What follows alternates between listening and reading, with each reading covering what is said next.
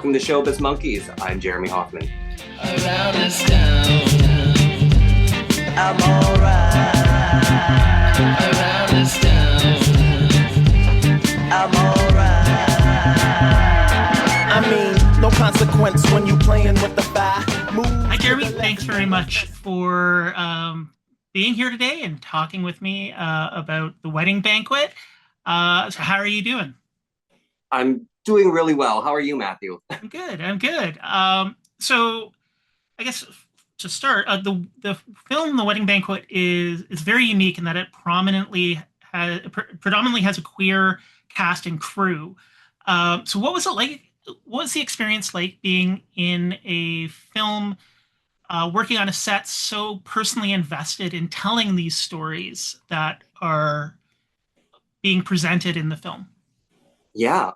So alluding to basically the whole cast and crew is queer. It was super open and it was super nice to just be around, peers that have gone through what you've gone through in the past. And it was really nice to share and joke around with each other.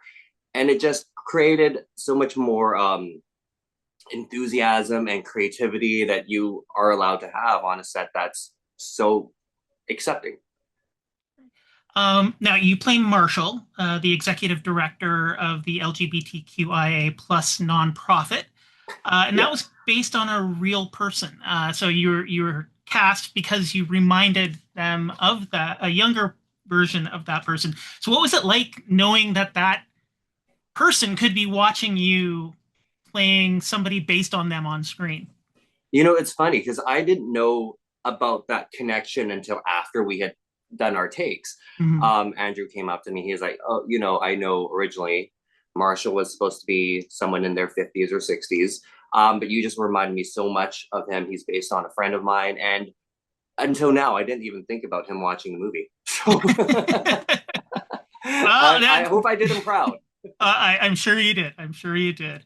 No, I saw you broke your foot doing martial arts right before you shot your scenes. Like how did you get through that? Like what was that like? Oh my goodness. So yeah, I'm trying to be healthy, trying to do new stuff. So I decided to take martial arts, and 3 weeks in, or 3 sessions in, I should say, Mhm. ended up breaking my foot. And this was right before I had wardrobe for the shoot. So I'm like, okay, can barely walk, but let's pull through this. I called the costume designer Matthew and I said, "Hey, I know I gave you my sizes, but I'm gonna need shoes that are probably 5 sizes bigger than I had originally told you, because I just broke my foot." He's like, "Oh my goodness, okay." So we worked that out, and even on set, I was wearing shoes that are way bigger than you. Just leads you to be more clumsy than normal, I guess, Mhm. because I just ended up walking into everything more and more. It's like there'd be an open space, but there'd be one chair there, and I just head towards there and walk right into it. I don't know why, but yeah, it was, and the whole crew was like, "Are you okay?" They just stopped, and yeah, I was fine because I had so much buffer. It made it really interesting shooting with a broken foot. I can imagine. Like, and what was it like? One of those air casts, or was it like or were you just like tensor bandaged up, or how are you No, I doing was it? just bandaged up. Yeah, Oh bandaged man. up. All yeah. Um, Now, a lot of your other work in the industry is tied to music. Jay Wadley directed the music on this film, and features a diverse array of musicians ranging from the Linda Lindas to Chapel Roan. How do you feel music played into the story when watching this film? So it was so nice because it really helped to modernize the movie. These are not songs you'd hear in 1993 at all. So it was nice to hear that. And what was really nice is all the incidental music that he used to put in, the softer touches and everything. It was so super cinematic. He did a phenomenal job. Yeah. And now you mentioned the 1993 original film that this was based on, or as an adaptation. I find it a very different, like it shares similar themes, but it's a very unique creation in itself. And I feel like in a lot of ways, is his own creature. Hmm. Did you watch the original before going in, or were you familiar with it? I was familiar with it. I watched it years ago, closer to when it came out, and I do remember it. And it does share, I mean, it shares a lot of the similarities. It has kind of the same plot line with the IVF. Hmm. It has the same, kind of hiding to come out theme there. And what's really nice about now is there's even more themes. There's the theme of chosen family, the found family. There's um, acceptance, and there's a lot more things in this one that really modernized it.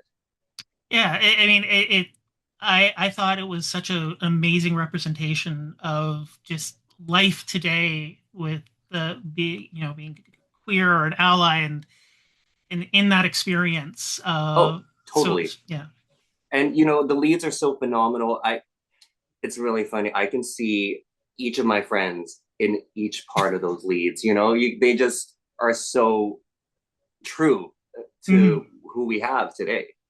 Yeah, yeah, and it's definitely a case where we're watching them. It definitely like the entire cast. It felt like encountering people in your day to day life. The humor Oh yeah, was definitely there from like jokes that you'd share with friends and stuff. So I thought that was really amazing. yeah, 100%.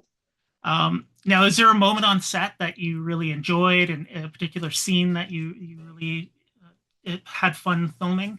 Yeah. So my main scene was with Joan Chen, who is iconic. She's such a legend, and she's such a skilled actor.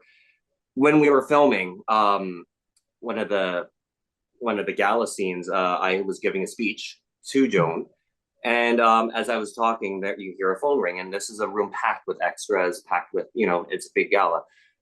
So I kept going. We cut. Assistant director said, "Hey, you guys, we're gonna put our phones away. Come on, this is not professional." So okay, we move on to another take. I do the speech again.